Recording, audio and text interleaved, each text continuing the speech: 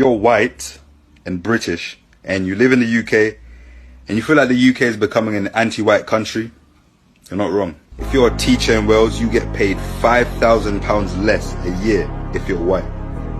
Any other ethnicity and they'll pay you more. The fourth biggest police force in the UK banned white people from hiring. The biggest bank in Europe funded £2 million to 30 Oxford scholarships, and guess what are the qualifications to make it in?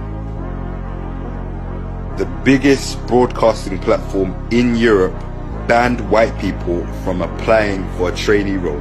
Not one, but two members of the Scottish government stood up in front of Parliament and complained about how there was too many white people in and about every role and job and position, even when there's 17 times the amount of people of colour in UK Parliament today than there was in 1987. The UK police force has spent 15 million trying to lower the number of white people they employ. The Royal Air Force got their emails leaked in which applicants were described as useless white males.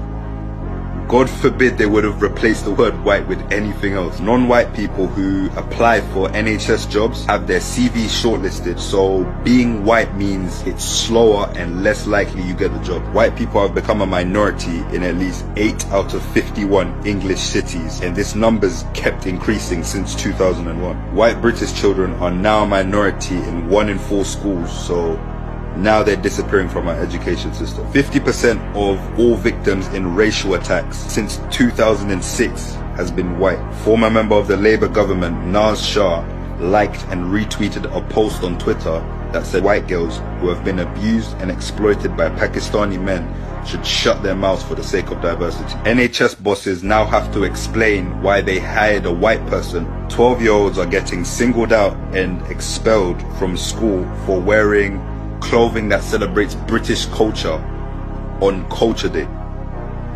The highest paid female footballer in the UK was caught on camera calling a police officer stupid and white. The UK government have attempted to ban the British flag to stop white British people from being proud and celebrating their culture, but every single other ethnicity and nationality can do so. Apparently, Britain's Olympic team is too white, and our women's football team. The Equality Act 2010 allows the practice of positive discrimination, which is the ability to hire someone of colour over a white person, even if they both have the same qualifications, because they are someone of colour. The UK justice system was due to implement laws that would make vulnerable members of society, women, Muslims, people of colour, be granted more lenient sentences